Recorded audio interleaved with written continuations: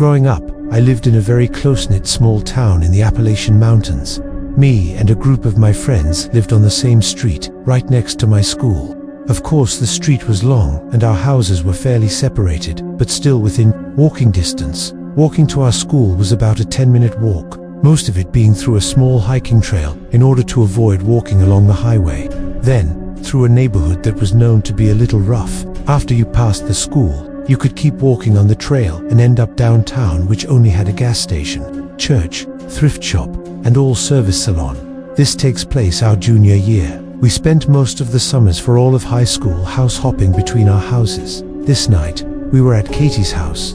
Her dad wasn't big on people inside his house, so for the warm summer nights, we would set up a makeshift tent with sheets around the edge of her trampoline and sleep under the main part of it. My friend Haley had a projector, and this particular summer, we were very into watching horror movies on it, then sleeping outside. Right before this summer, Katie had torn her ACL playing soccer and gave her trampoline to her next-door neighbor, who was a super nice older dude, Tom, whose grandchildren visited every weekend and only on the weekend. Before Katie gave them the trampoline, they would come into Katie's yard to jump on it. Katie was fine with it, and there was no fence between their backyards. Haley was the farthest down the street from Katie's house, and Haley's mom wanted us to drop off the projector before bed so it wouldn't get ruined if it were to rain.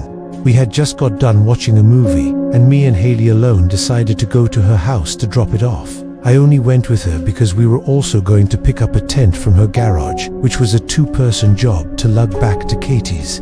As we walked past the neighbors who Katie gave the trampoline to, we heard the springs creaking, but we ignored. It wasn't too late, and the grandchildren were allowed to stay out pretty late. Going to Haley's house ended up taking longer than expected, because Mary, Haley's mum, made us some food to bring back.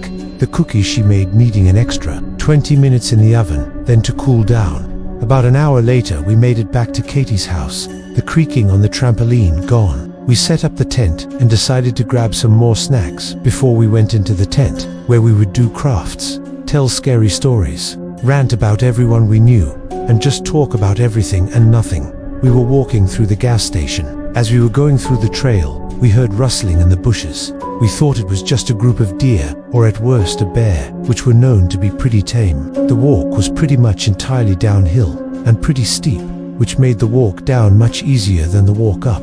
We made it to the gas station, got snacks and ices, and started walking back. We had just walked by the school. We were going through the rough neighborhood again on the way back, and saw a group of guys we knew. One of them was dating Katie's sister, so we tried to be polite and lied about whose house we were at, so they wouldn't want to come over. We made it to the steep trail and started making our hike up. Tommy, another friend in the group, dropped her icy cup. None spilled, and I was behind her, so I went to pick it up for her. As I grabbed it, I heard steps rushing up the path behind us. I yelled for the group to run, and we made it back to Katie's house without looking back.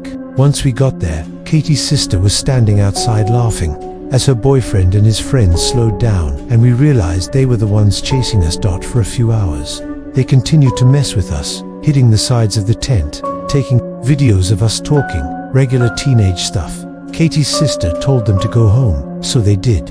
About 45 minutes later, around 2 in the morning, we heard the trampoline creaking again. It was really late for the grandchildren to be outside, so we thought it was the guys again, and went outside to tell them to leave, and also run into Katie's house to drop off all our food to avoid a bear.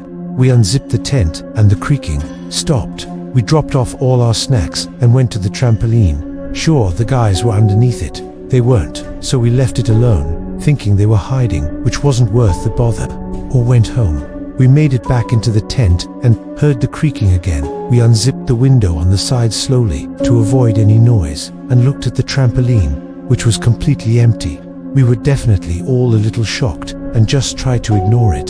The creaking was non-stop, but everyone in the tent fell asleep but me. I was also closest to the side with the trampoline on it.